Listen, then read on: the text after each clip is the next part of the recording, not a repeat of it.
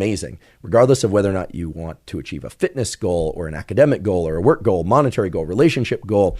Maybe you want to just get better at relaxing. I've been told I should perhaps pursue that goal. Well, you're going to use the same neural circuits for each and any of those. I find that incredible. I also find that very reassuring, because what it means is that if we can focus on the tools and protocols that are anchored in the biology of goal setting and pursuit, as we understand them to exist in all humans and indeed in other animals as well, well, then we should have the greatest possible confidence that we will in fact achieve our goals. So how do we go about doing that? Well, the first question you need to ask yourself is, what goal do I want to pursue? And the first protocol for deciding what goal you want to pursue is actually a quite simple one in terms of how it's stated, but it's fairly complex for a lot of people to answer. And that is, which specific goal are you going to try and pursue? Because guess what, folks? Most people who try to achieve many goals simultaneously fail at all of them.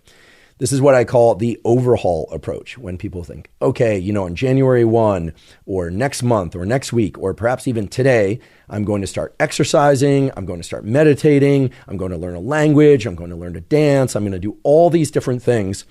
And that's just too many goals. I think here is an appropriate place to highlight the word priority. A priority literally means one thing that you place ahead of all others. These days we hear a lot about priorities, plural.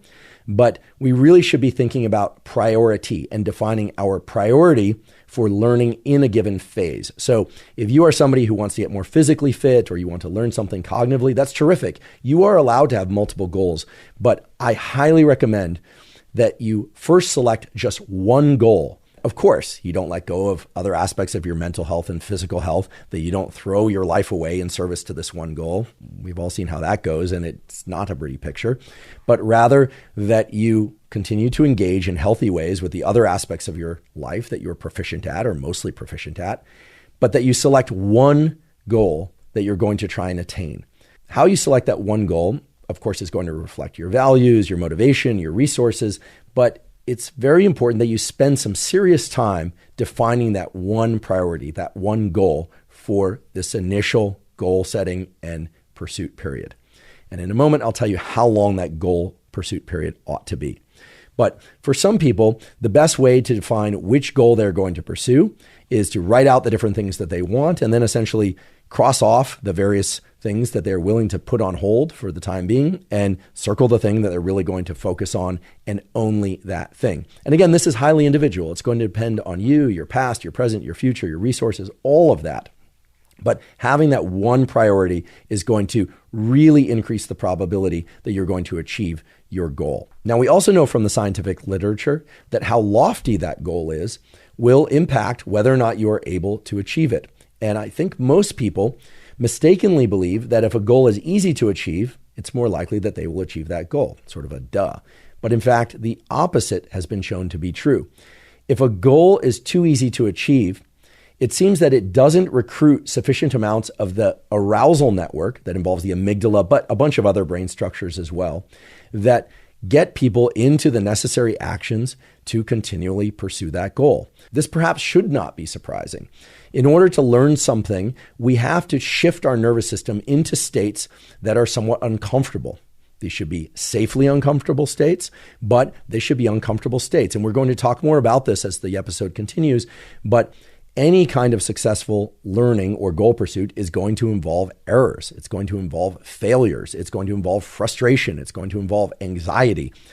All of those states of mind and body, in fact, shift the brain into modes of so-called neuroplasticity. They give it the ability to change. And that should make perfect sense, because if you can complete what you need to do easily, there's absolutely no reason for the neural circuitry in your brain or body to shift in any way. Why would it? Rather, those states of discomfort, frustration, anxiety, etc., represent shifts in neurochemical states that literally open the opportunity for neuroplasticity to occur, the changes between neurons that allow those neurons and their associated neural circuits to perform differently in the future when we learn something. So the key here is twofold. First, define the specific priority goal that you're going to pursue and set aside all other goal pursuits. And in doing that, it makes sense to pursue a somewhat loftier goal than perhaps a more mundane goal. Or if you know exactly what goal you're going to prioritize, that you try and achieve perhaps more than you think you ought to be able to achieve within that given goal. And within the goal that you decide to prioritize, you want to set a level of progress, a level of performance that you're striving to attain that's a bit above what you actually believe at this time you can accomplish. Now, in doing so, you are inevitably going to encounter some frustration and anxiety. But remember the component of the neural circuitry that we talked about at the beginning of the episode, the orbital frontal cortex. That orbital frontal cortex is not just part of a neural circuitry that assesses how we feel in a given moment as we are trying to pursue a goal, but it also understands context. It has the capacity to, for instance, see that you are experiencing anxiety, know that you are frustrated, but now that you understand that anxiety and frustration that comes with making errors is actually the gateway, it's a necessary gateway to achieving neural circuit changes, so-called neuroplasticity. Well, the orbital frontal cortex understands that context. It literally can take information about neuroplasticity, it can take information about frustration, which you now have, and it can combine those such that when you experience that frustration, you experience those errors, and you previously would have wanted to quit, now you know that you are literally making progress. You're literally shifting those neural circuits in the direction of improved learning. Now, it's also important to remind that neuroplasticity, the changes in neural circuits that allow for improved performance in the future, does not occur instantaneously. That frustration that occurs during our attempts to learn or to pursue a goal is the trigger for neuroplasticity, the actual rewiring of neural circuits that allows for proficient, correct performance occurs during deep sleep and other forms of deep rest. This is something I've covered extensively in episodes on neuroplasticity and learning. And if you'd like to learn more about neuroplasticity, in fact, if you'd like a zero-cost toolkit that defines the so-called super protocol for neuroplasticity and learning that is not just nested within the context of goal pursuit and learning, we have that. You can go to hubermanlab.com, you go to the menu, scroll down to newsletter, and you can sign up. It's completely zero cost, and you'll get that as a brief. I believe it's a 2 or maybe 3-page PDF.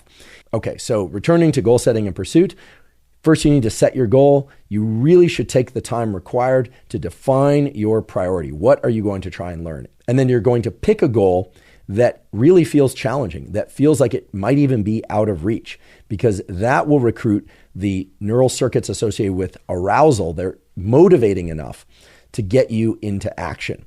Now, I want to be very clear. I'm not suggesting that you pick a goal that's impossible to achieve or that you believe is impossible to achieve. That's not going to serve you well. Rather, I'm saying pick a goal that feels just a bit out of reach. And don't obsess too much about whether or not it's a lot out of reach or a little bit out of reach. Pick something you're excited to pursue that you would really like to accomplish. Set that goal and then just set aside all other goals. Still, of course, maintain or improve other aspects of your life that are necessary for daily living, for mental health, physical health, etc. But really just focus on one goal. I promise that you will be far more satisfied with the results if you can truly set a priority.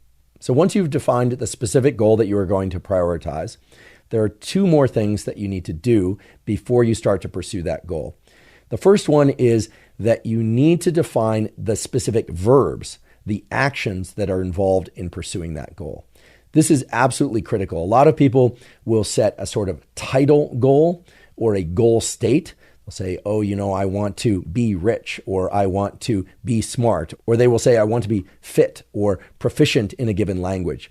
It's really important that you put additional specificity on your goal. In fact, it's important that you put a lot of specificity on your goal and that you focus mainly on verbs when defining that specificity. Now, there are a lot of reasons for this that have to do both with increasing the probability that you will achieve your goal, as well as maintaining motivation as you pursue that goal.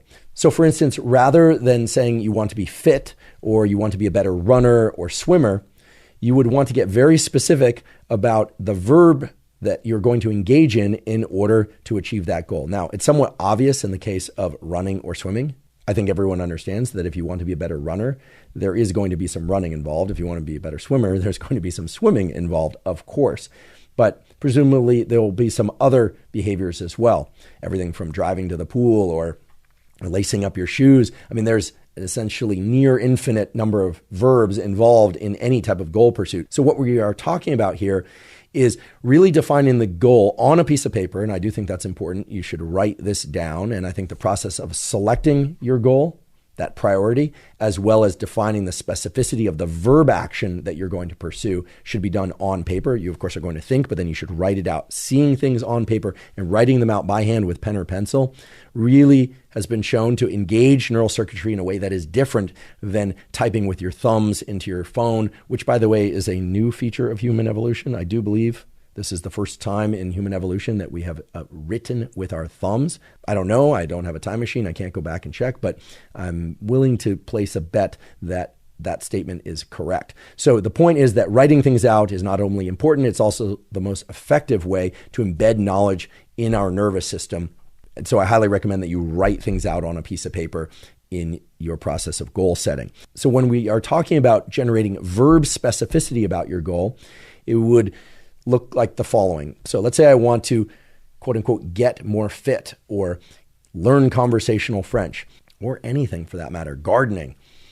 Maybe I want to build a gazebo in the backyard or a deck in the backyard.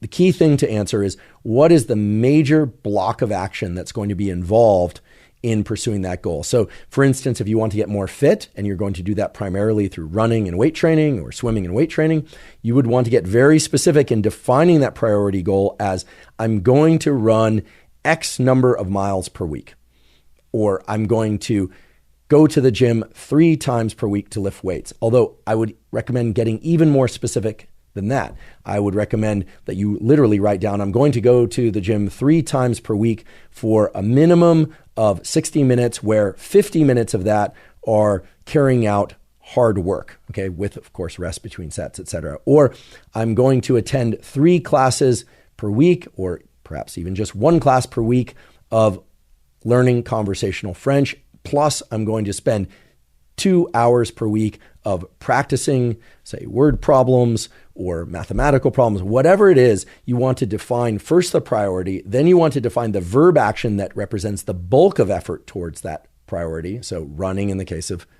the person who wants to get fit by running, weightlifting in the case of the person that wants to get fit by weightlifting. Though, of course, I highly recommend people do both resistance training and cardiovascular training if indeed they want to be truly fit. Or in the case of language learning or learning how to code or gardening or something of that sort, to really define the verb actions involved and then to place specificity in terms of the amount of time that one is going to try to achieve each week in pursuit of that specific priority goal. Now, I realize that process